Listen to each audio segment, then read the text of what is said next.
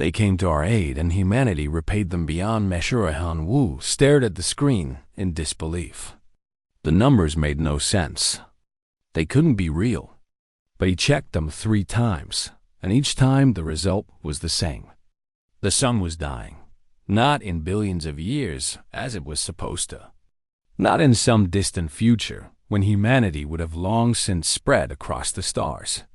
The sun was dying now, and Earth had maybe 6 months before the end. He sat back in his chair at the Global Defense Coalition building in Seoul and rubbed his tired eyes. As chief engineer, he had seen many crises. Equipment failures, power grid collapses, even the asteroid scare of 2239. But this was different. This was the end of everything. The door burst open and Minji rushed in, her face pale. The astrophysicist carried a tablet clutched to her chest like a shield. "You've seen it," she said. It wasn't a question. "I've seen it," Himu confirmed. "A stellar fragment. Passed right through our solar system 3 weeks ago. We didn't even detect it until it was gone." Minji nodded and collapsed into the chair across from him. "It disrupted the sun's magnetic field. The core is unstable now. Solar flares are already starting. In a month, they'll be strong enough to strip away our atmosphere. In 2 months, the radiation will cook everything on the surface." They sat in silence for a long moment. Outside the window, Seoul gleamed in the afternoon sun. Millions of people went about their lives, unaware that the light warming their faces would soon kill them all. "Can we fix it?" Hyunwoo asked, though he already knew the answer. "No," Minji said softly.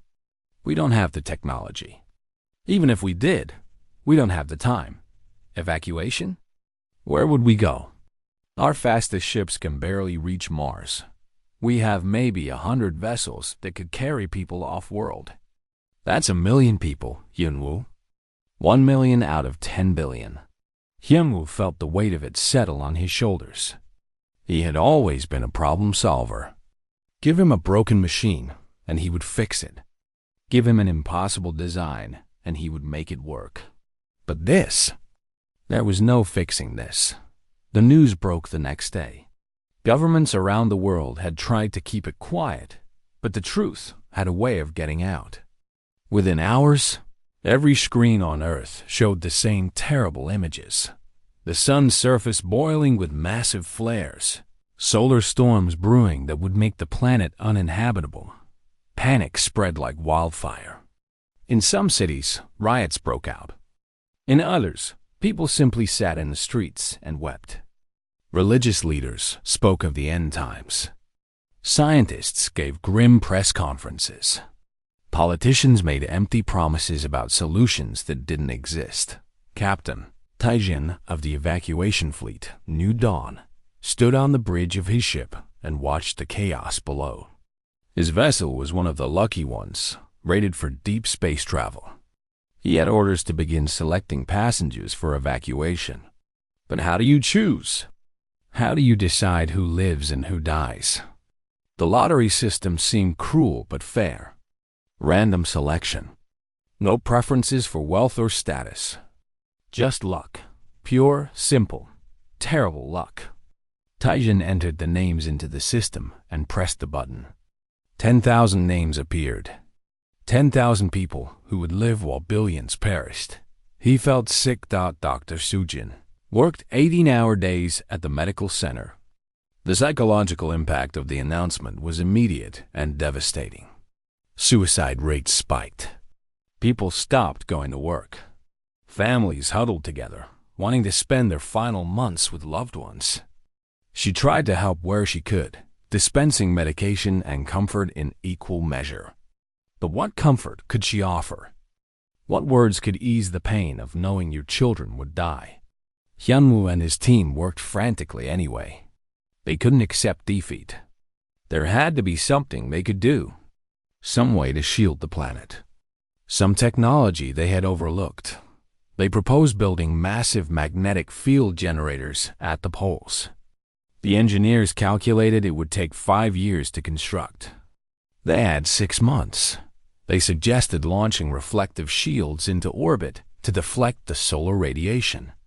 The physicists ran the numbers and determined they would need materials that didn't exist and manufacturing capabilities they didn't possess. Every solution hit the same wall. Not enough time. Not enough resources. Not enough knowledge. Minji spent her nights in the observatory, watching the sun tear itself apart. The flares were beautiful in a terrible way. Great arcs of plasma reaching out into space like the fingers of a dying god. She recorded everything, thinking maybe future species would find Earth's remains and want to know what happened. A final message from humanity. We were here, and we tried. 3 months passed. The first major flare hit Earth's magnetic field and punched through like paper. The electromagnetic pulse knocked out power grids across Asia. Billions sat in darkness while emergency services scrambled to restore order. It was a preview of what was coming. The radiation levels began to climb. Not enough to kill yet, but enough to warn. People in equatorial regions started showing signs of radiation sickness. Sujin's medical centers overflowed with patients. She worked until she collapsed from exhaustion, then woke up and worked some more. Taijin's evacuation fleet prepared for launch. The selected passengers began arriving at the spaceports, carrying whatever they could in single bags. Families said goodbye to relatives who hadn't won the lottery. The scenes were heartbreaking. Fathers putting children on ships, knowing they would never see them again. Mothers staying behind so their daughters could live. Hyungwoo stopped working on solutions. There were none. Instead, he spent his time writing letters to people he cared about, saying the things he had never said. Making peace with the end, the world fell into a strange calm. After the initial panic, people simply accepted their fate. They gathered with loved ones. They said their goodbyes. They watched the sun set each evening and wondered how many more sunsets they would see. Minji calculated they had 90 days left. Maybe less if the next flare was particularly strong. She stopped going to the observatory. There was nothing more to learn. Instead, she went home and sat with her parents, drinking tea and talking about old memories. Sujin organized hospice care for the entire planet. Since everyone would die anyway, she focused on making the end as peaceful as possible. Comfort measures, pain management, dignity in death. Taijin delayed the launch as long as he could, trying to give people more time with their families. But eventually, the order came. The fleet had to leave before the radiation made space travel impossible. He gave the command with tears in his eyes. The ships lifted off from Earth carrying their precious cargo of survivors. Below them, 10 billion people stood and watched them go. Hyunwoo stood on the roof of the Seoul facility and looked up at the stars. Somewhere up there, humanity would continue. A tiny fragment of what they had been, but alive. It would have to be enough. The sun rose the next morning, swollen and angry and red. It had 90 more days left to give. Earth would make the most of them. They came to our aid and humanity repaid them beyond measure 5 years after the Valori saved Earth. Humanity was unrecognizable. The near extinction event had changed everything. Old hatreds between nations seemed petty and meaningless when everyone had almost died together. Borders mattered less. Resources were shared more freely. For the first time in history, Earth was truly united. Hyunwoo walked through the new Global Science Institute in Seoul, marveling at how much had changed. Scientists from every nation worked side by side, studying Valori technology and pushing the boundaries of human knowledge. His own team had made breakthroughs in energy generation and material science. Not at the Valori level, not yet, but closer than anyone had thought possible. Still trying to unlock their secrets? A young voice asked. Hyunwoo turned to see Jinwoo, his brightest student. The young engineer had grown up during the crisis, experiencing the terror of near extinction and the wonder of alien salvation. His generation saw the universe differently than those who came before. Every day, Humu admitted, but the more I learn, the more I realize how far ahead they are. It would take us centuries to develop what they gave us in weeks. Jinwoo nodded thoughtfully. Maybe that's the wrong approach. Maybe we shouldn't try to match their technology. Maybe we should focus on what humans do best. And what's that? Adapting, surviving, innovating under pressure. Jinwoo gestured to the lab around them. We've made more progress in 5 years than we did in the previous 50. Because we had to. Because we wanted to prove ourselves worthy. The words struck Hyungwoo deeply. The young engineer was right. Humanity had changed in fundamental ways. They weren't just rebuilding. They were transforming. Su Jin ran the first human Valori Medical Research Institute, a gleaming building in Geneva where doctors from both species worked together. The collaboration had produced incredible advances in healing and disease prevention. Human lifespans had already increased by an average of 15 years. She still corresponded regularly with Dawn Singer, who had returned to the Valori homeworld. They shared research and insights across the light years. Sometimes they just talked about life and philosophy. Sujin had learned that the Valori valued friendship as much as any human did. How can we ever repay you? Sujin had asked in one message. Dawn Singer's reply came weeks later, delayed by the vast distance. You already have. Your gratitude warms us. Your friendship honors us. Your progress inspires us. What more could we ask? But it didn't feel like enough. Not to Sujin. Not to anyone. Taijin commanded regular diplomatic missions to Valora Prime, the Valori homeworld. The trips took months, even with the advanced engines the Valori had helped humans build. Each visit deepened the relationship between the two species. The Valori homeworld was beautiful beyond description. Cities of light and crystal grew from the landscape like natural formations. The Valori lived in harmony with their environment in ways humans were only beginning to understand. They were a peaceful species, philosophers and artists and scientists who had long ago abandoned war and violence. During his latest visit, Taijin walked through the crystal gardens with a Valori elder. The alien moved slowly, its age showing in the dimming of its luminescent skin. Your people seem troubled, the elder observed. You carry a weight that we do not understand. Taijin struggled to explain. You saved us. All of us. And you asked for nothing in return. In human culture, this creates a debt. We must repay you somehow. The elder's eyes reflected sadness. We understand debt differently. To us, helping others is not a transaction. It is simply what beings should do for one another. But we want to give back, Taijin insisted. We want to prove we deserved your help. You have already proven that by choosing to live well and grow. But if it eases your hearts, then continue to grow. Become strong. Learn everything you can. Perhaps one day you will help another species as we helped you. That would be repayment enough. It was wise counsel. But Taijin couldn't shake the feeling that humanity needed to do more. Minji spent her time analyzing deep space telemetry from the network of sensors Earth had deployed since the crisis. Knowledge was power, and humans wanted to know what was out there. The galaxy had proven itself full of wonders and dangers.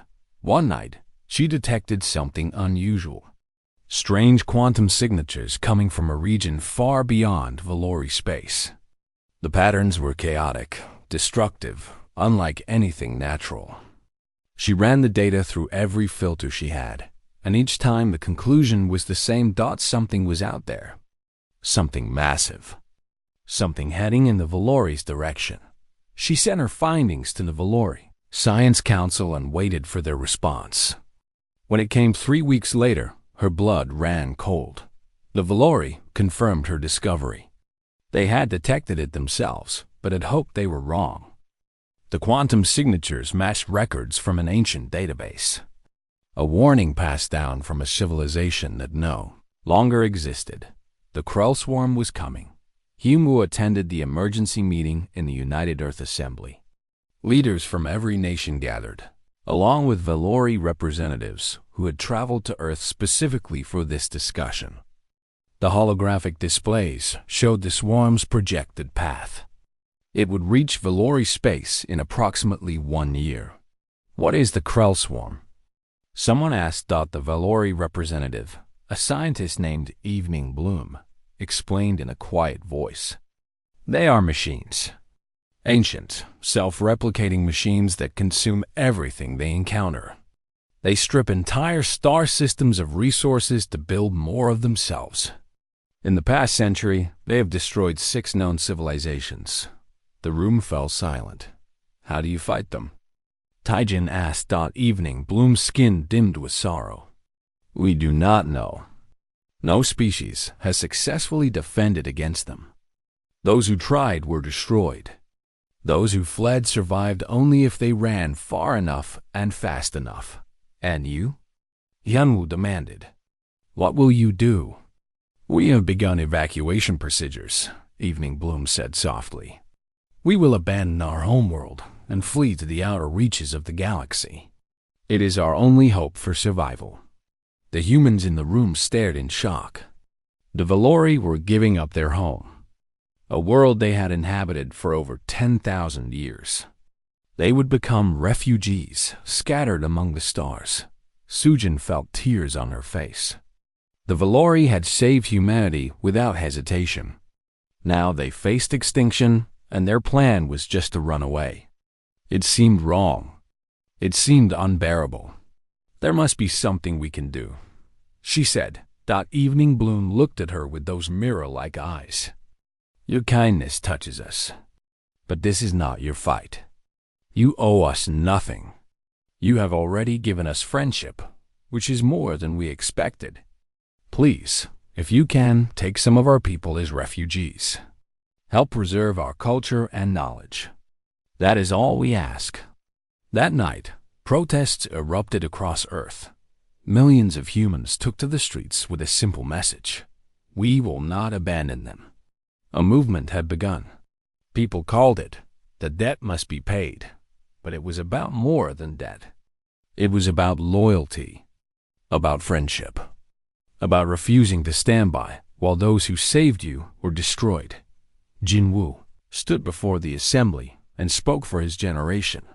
The Valori gave us life when we had none. They gave us hope when all seemed lost.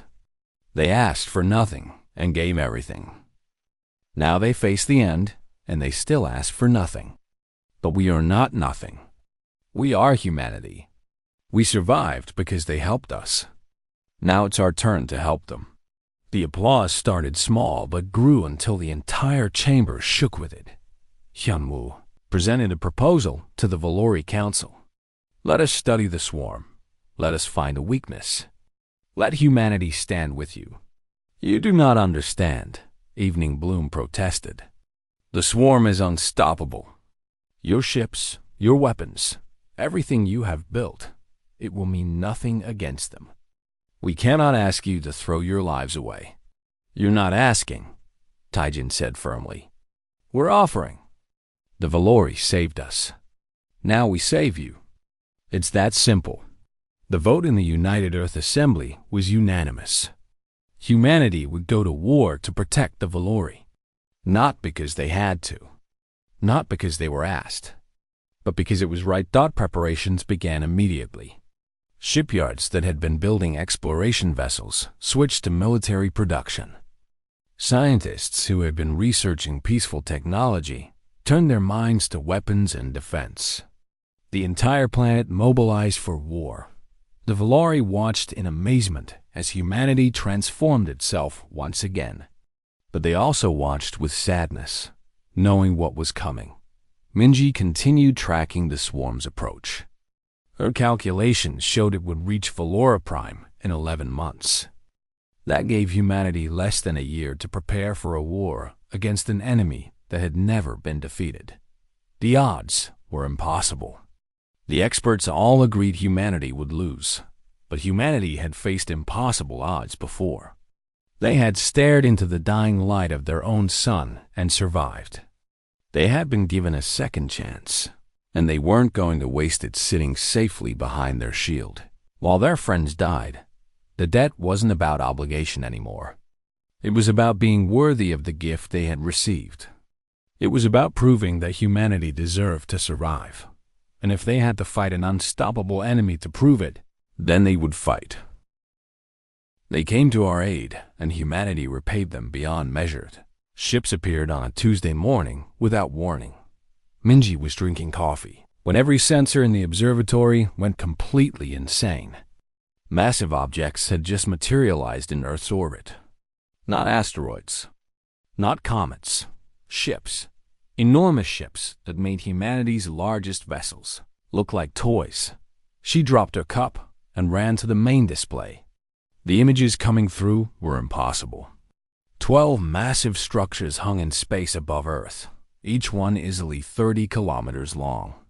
They were beautiful, made of some silvery metal that caught the sunlight and reflected it in rainbow colors. Are they hostile? Someone shouted. I don't know, Minji replied.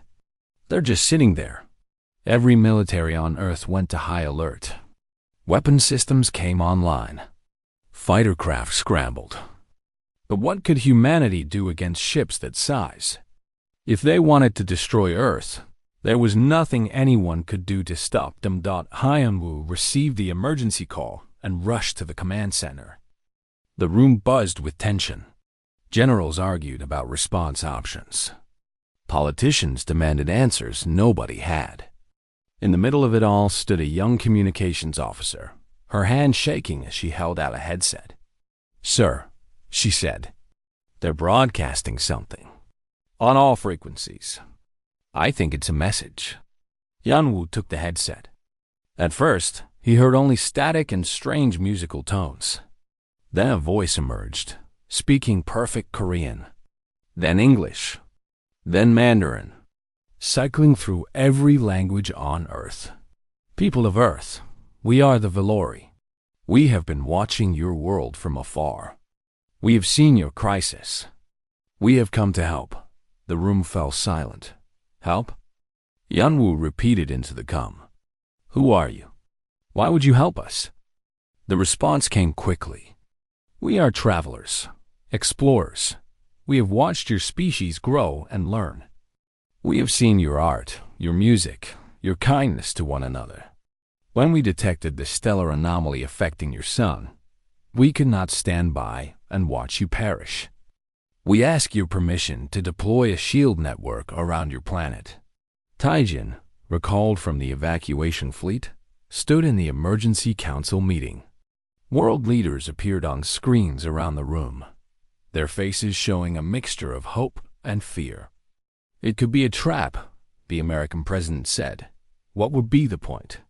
Taijin responded, we're already dying. If they wanted Earth, they could just wait 90 days and take it.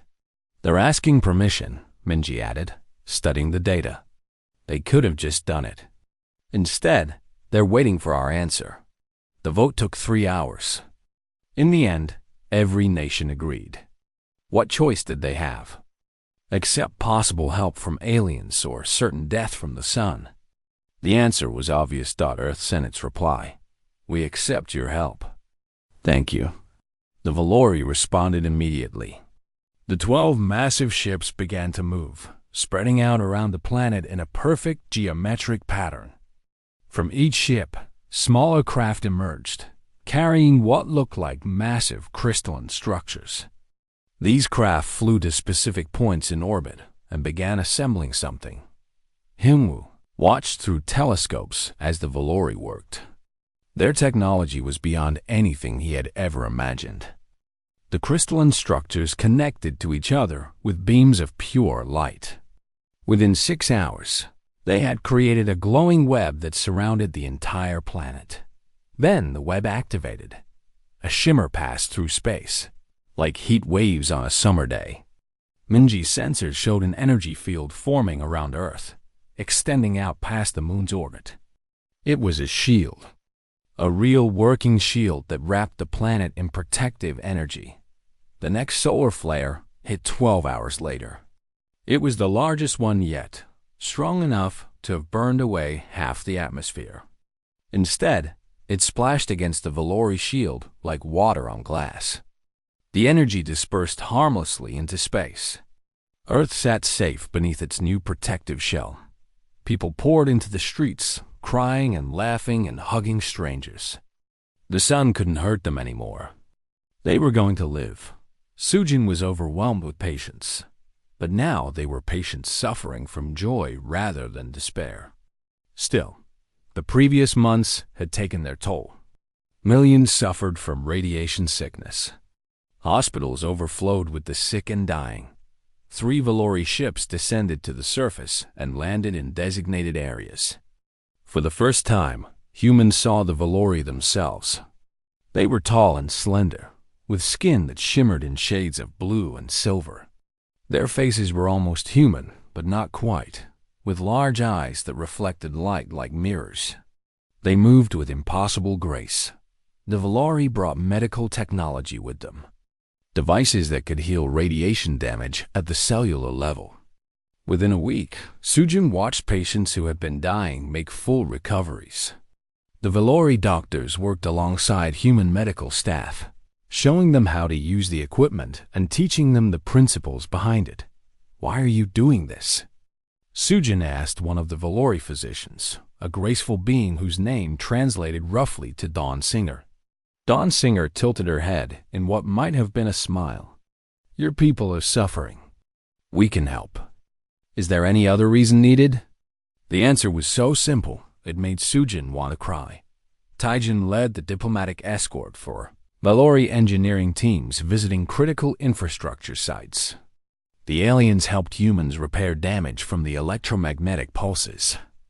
They shared technology for better power generation, water purification, and food production. But they did it carefully, teaching rather than simply giving. "We do not want you to become dependent on us," one Valori explained. "We want you to learn and grow stronger." Hyunwoo spent every waking moment studying the shield technology. The Valori allowed him and his team to examine the orbital platforms up close. What they saw made them feel like children looking at a master's work. The technology was centuries beyond human capability, maybe longer. "How does it work?" Hyunwoo asked the Valori engineer guiding the tour. "The shield generates a field that redistributes energy across multiple dimensions," the Valori explained.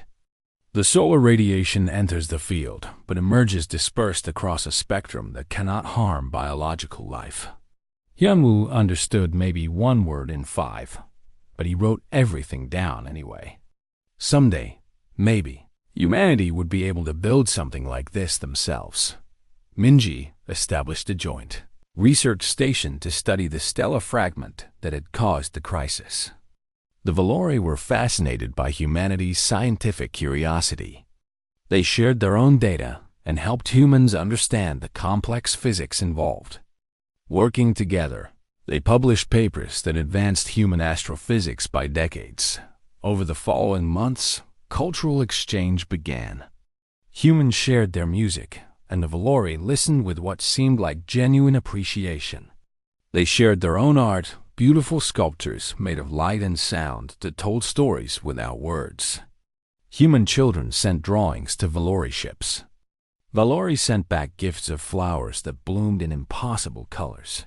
The Valori never asked for anything in return. When human governments offered payment or resources, they politely declined. "We have what we need," they said. "Your friendship is sufficient." It bothered people. Humanity owed these aliens everything. The entire species had been saved. How could they ever repay such a debt? "You owe us nothing," Dawn Singer told Sujin one day at the hospital. "We helped because it was right. That is all." But humans couldn't accept that. It went against everything they believed. Debts must be paid. Favors must be returned. To accept such a gift without repayment felt wrong. Hyunwoo voiced this concern to the Valori chief engineer during one of their sessions. You saved our entire species. Billions of lives. How can we possibly repay you? The Valori considered this for a long moment. Perhaps you misunderstand the nature of kindness. We did not help you to create debt. We helped you because we could and because it was needed. If you wish to repay us, then live well, thrive, grow, become the best version of your species you can be. That is all we ask. It was a beautiful sentiment. But for humanity, it wasn't enough. They wanted to give something back. They needed to prove they were worthy of the gift they had received. The Valori stayed for 6 months, ensuring the shield network was stable and training humans to maintain it. They left behind engineers who could perform repairs and upgrades. They shared knowledge freely and asked nothing in return. On the day the Valori prepared to depart, millions of humans gathered to say goodbye. They brought gifts and flowers and artwork. Children sang songs. Adults gave speeches of gratitude that often ended in tears. The Valori accepted everything with grace and kindness. Their leader, speaking to a global audience, said simply, "We are glad we could help. May your sun shine gently upon you, and may your species flourish among the stars." The 12 great ships lifted from orbit and disappeared into the darkness of space. Heading home, Earth remained safe beneath the shield, a blue jewel wrapped in protective light. Humanity looked up at the stars and made a silent promise. Somehow, someday, they would repay this debt. They would prove worthy of the gift they had received. The question was how. They came to our aid, and humanity repaid them beyond measure. The war changed when other species arrived. Nari stood on the bridge of the command ship and watched as new contacts appeared on sensors. Not human ships. Not swarm machines. Something else entirely. She held her breath, wondering if these newcomers were friends or more enemies.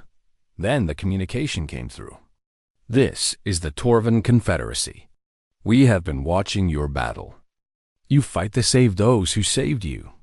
This honor moves us. We offer our assistance." Within days, 6 different species joined the fight. Some brought powerful weapons. Others offered advanced shields. One species specialized in electronic warfare and could hack into swarm systems directly.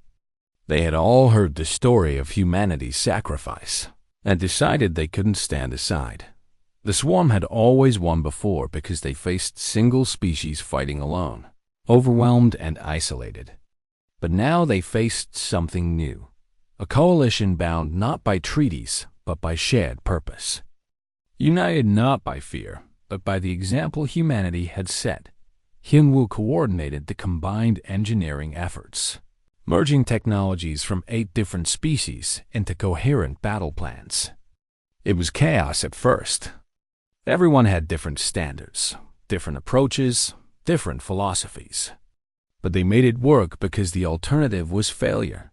The Torvan were a warrior culture who valued courage above all else.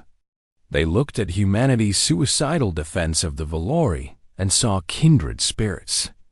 Their ships were heavily armored and carried devastating close-range weapons. They taught human crews new boarding tactics. The Ilum were energy beings who could interface directly with computer systems. They showed Minji how to track swarm communication patterns more effectively, revealing weak points in their network.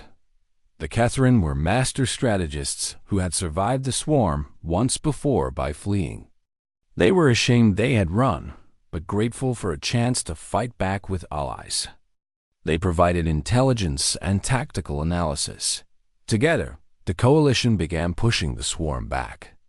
Not just defending anymore, but actually winning territory.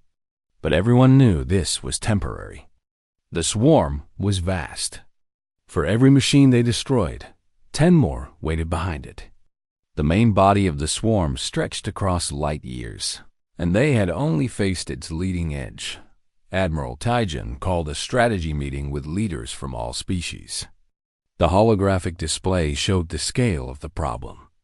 The swarm originated from a region of space 400 light-years away. At its heart was a massive construction facility that built new machines constantly. As long as that facility existed, the swarm would never truly be defeated. "We have to destroy the source," Jinwoo said.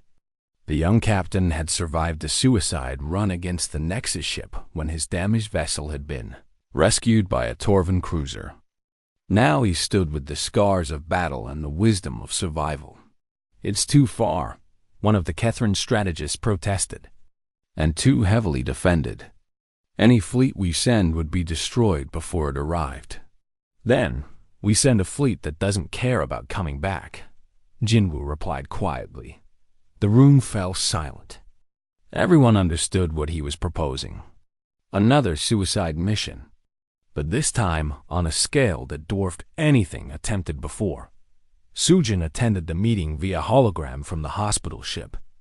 She had lost count of how many lives she had saved, and how many she had watched slip away despite her best efforts. The war had hardened her, but it hadn't made her cruel. "How many ships would you need?" she asked the Jinwoo. 50 for the attack.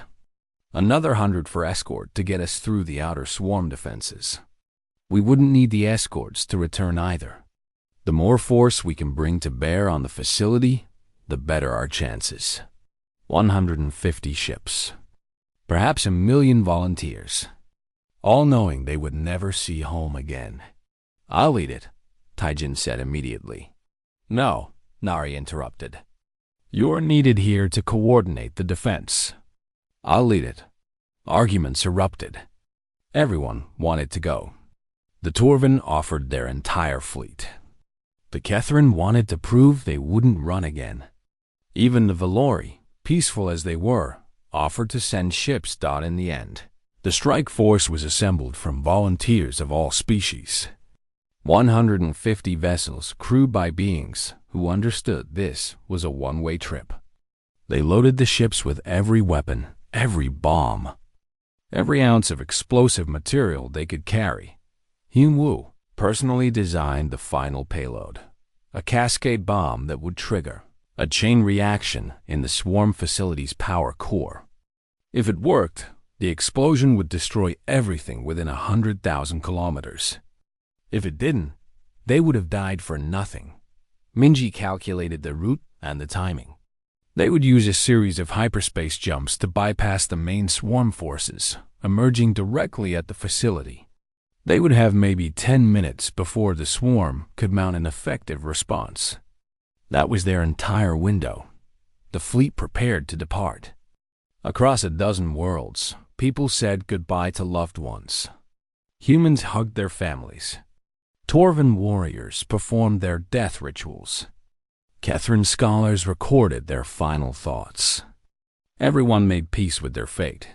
Jinwoo stood at the airlock of his new ship, the last light, and spoke with Sujin one final time via comm. "We're ready," he said. "I wish there was another way," she replied, tears in her eyes. "There isn't, but this is what we do, right? We save those who saved us. We fight for those who can't fight. We give everything because once, someone gave everything for us." The strike force departed from Valora Prime with an honor guard of ships from all allied species. They jumped into hyperspace and vanished, headed for the heart of the swarm. 4 days later, they emerged at their destination. The swarm facility was massive, a dark construct that churned out new machines every second. Hundreds of thousands of swarm units guarded it.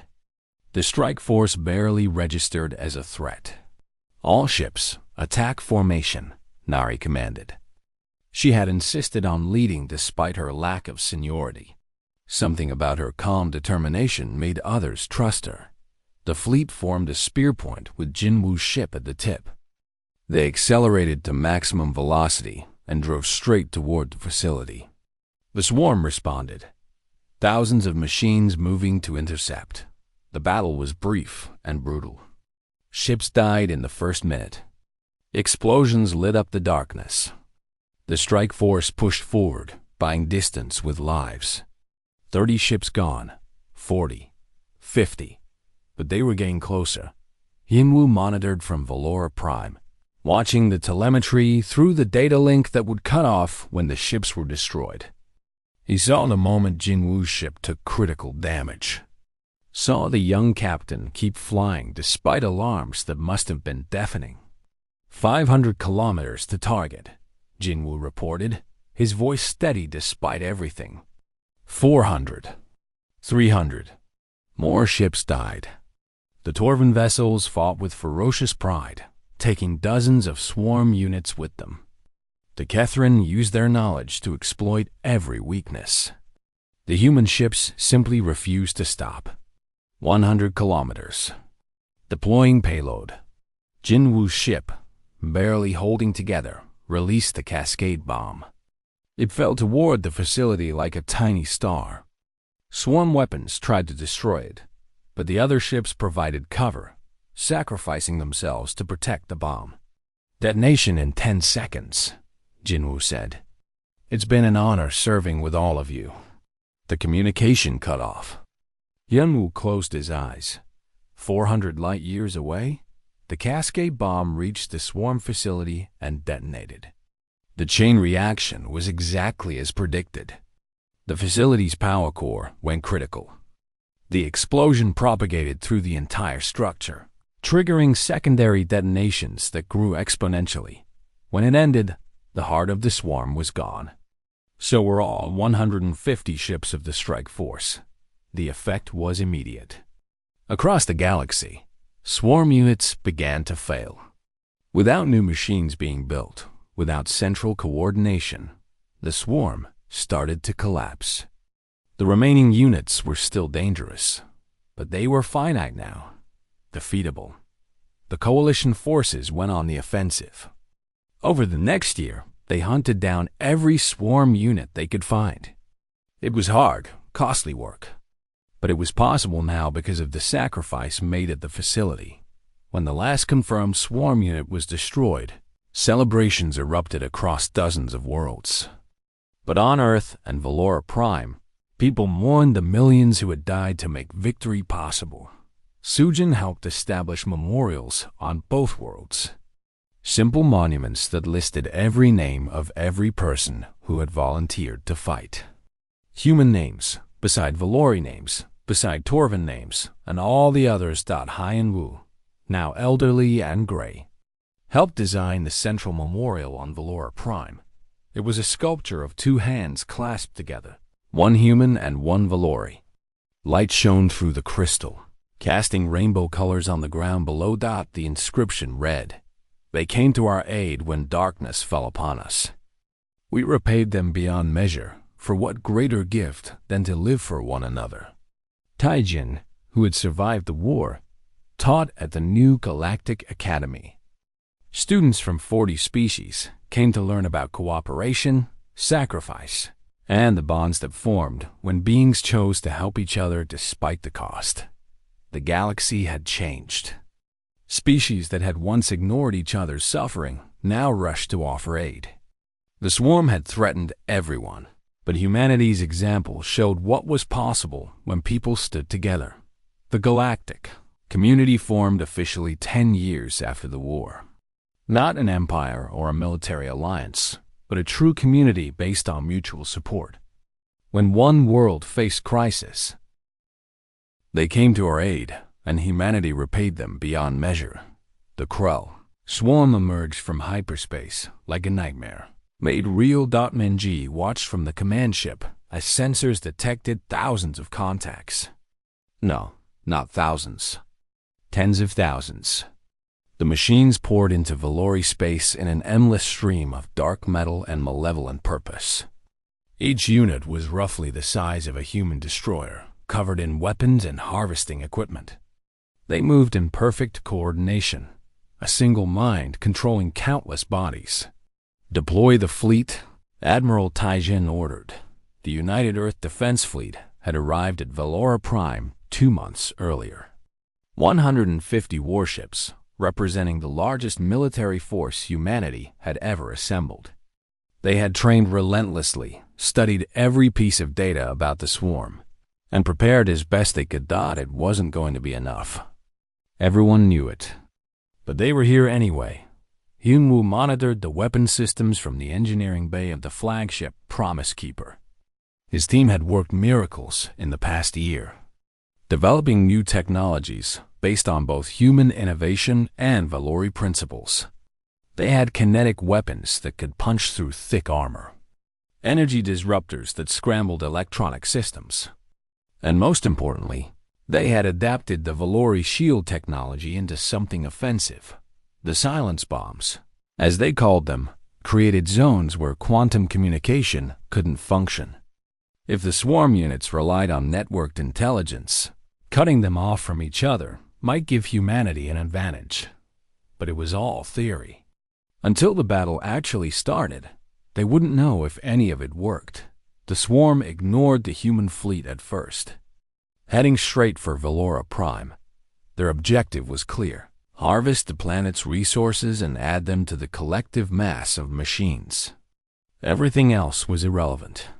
Jinwoo commanded the destroyer Unbroken Promise, one of the newest ships in the fleet. His crew was young, most of them volunteers who had grown up hearing stories of the Valori's kindness. They wore their purpose like armor. All ships, engage at will, Taijin commanded.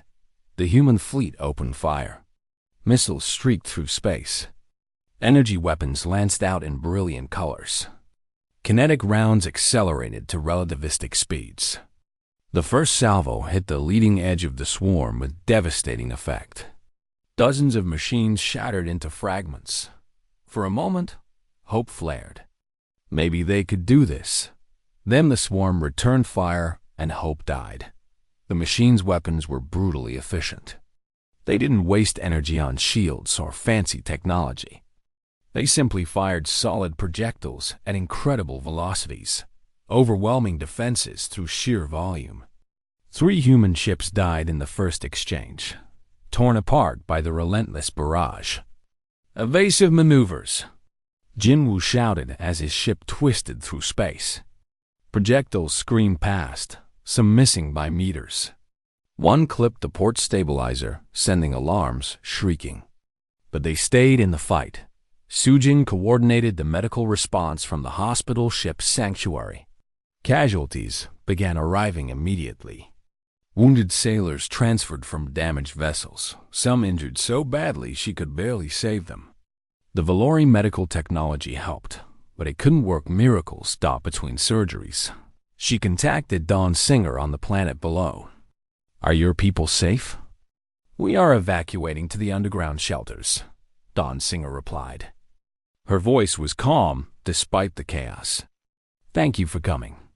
We never asked this of you." "We know," Sujin said, then rushed back to surgery. The battle raged for hours. The human fleet used hit-and-run tactics, never staying still long enough for the swarm to target effectively. Jinwoo led his squadron in close, firing at point-blank range before peeling away. They were insects attacking a giant, but every shot counted. Hyunwoo deployed the first silence bomb near a concentrated group of swarm units. The device detonated in a pulse of exotic particles, creating a spherical zone where quantum communication failed. The machines inside the zone suddenly became uncoordinated, their movements jerky and confused. "It works!" Someone shouted in the engineering bay. The human ships focused fire on the disconnected machines, destroying them before the effect wore off. It proved the concept. If they could disrupt the swarm's communication, they could fight it, but they needed more bombs. Hundreds more. And they had only brought 20. Taijin made a hard decision. All ships, fall back to defensive positions around Valora Prime. Establish a perimeter. We protect the planet. The fleet repositioned, forming a protective shell around the Valori homeworld. The swarm crashed against them like waves against rocks. Ship after ship took damage. The destroyer, Resilient Dawn, lost power and drifted, firing weapons on battery backup until its ammunition ran out. The cruiser, Starlight Guardian, took a hit to its reactor and had to be evacuated before it exploded. But the line held. Nari, a tactical officer aboard the flagship, analyzed the battle patterns. She noticed something important. The swarm wasn't learning. It used the same attack patterns over and over, only varying them slightly. It was smart, but not creative. It couldn't adapt quickly to unexpected tactics. "Admiral," she reported, "the swarm is predictable.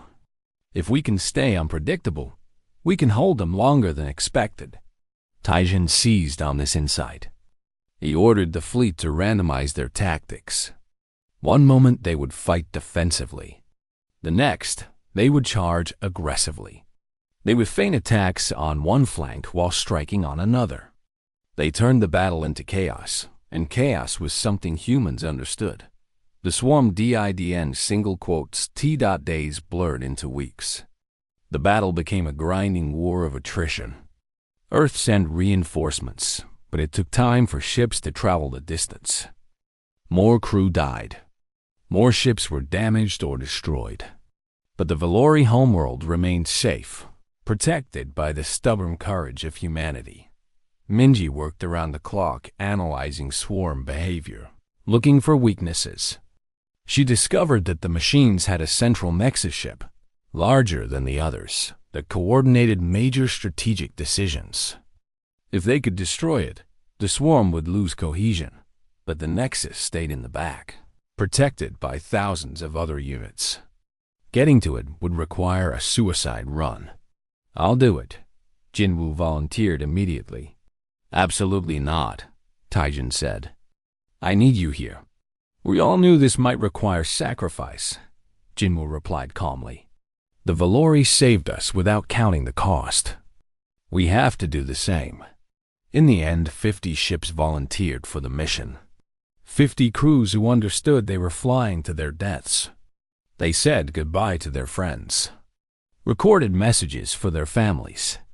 Then they loaded their ships with every explosive they could carry and prepared to punch through the swarm. Hinwoo personally inspected each ship, making sure the weapons were at peak efficiency. He shook hands with each crew member, looking them in the eye. "Thank you," he said simply. What else was there to say? Sujin blessed each volunteer who came through the medical bay. She wasn't religious, but the gesture seemed important. These people were giving everything. The least she could do was acknowledge their sacrifice. The attack launched at dawn, Valora prime time. 50 human ships accelerated to maximum velocity and drove straight into the heart of the swarm. The machines responded immediately. Thousands of units converging on the attackers. The human ships didn't try to dodge. They didn't try to survive. They simply flew straight ahead, weapons blazing, buying distance with their lives. Jinwoo's ship, Unbroken Promise, led the formation. Alarms screamed as damage mounted. His crew worked their stations even as the ship came apart around them. Port weapons offline. Shields failing. Hull breaches on 3 decks. None of it mattered. They only needed to last a little longer. "Target acquired," Jinwoo reported calmly. The Nexus ship loomed ahead, a dark mountain of hostile metal. "All ships, fire everything." 50 ships unleashed their payloads simultaneously. Missiles, bombs, energy weapons, and kinetic rounds all converged on a single point. The Nexus ship's defenses tried to respond, but there was too much, too fast, from too many angles. The explosions could be seen from Valora Prime, a brief star igniting in the darkness of space. When the light faded, the Nexus ship was gone. So were all 50 human vessels, the swarm reeled. Without central coordination, the machines began to fight less effectively. They still attacked, but their movements were slower, more confused. Taijin seized the opportunity. "All ships, press the attack. Drive them back." The remaining Earth fleet surged forward. They hit the disorganized swarm with everything they had. Slowly, impossibly, the machines began to retreat. Not far, just repositioning to recover. But it was movement backward, and that was a victory. More reinforcements arrived from Earth. Fresh ships. New weapons. And crucially, hundreds more silence bombs based on Hyomu's successful design. The battle for Valora Prime raged for 3 months total. Humanity lost 60 ships and over 2 million volunteers. But Valora Prime stood intact. The Valori people survived, protected by the stubborn courage of the species they had once saved. On the planet below, Dawn Singer stood with her people and watched the stars. Somewhere up there, humans were dying to protect them. It went against everything the Valori believed about not causing harm, but it also proved something beautiful. It proved that kindness could inspire courage, that compassion could breed loyalty, that helping others created bonds stronger than any treaty. The Valori had given humanity life. Now humanity was giving that gift back, and across the galaxy, other spec,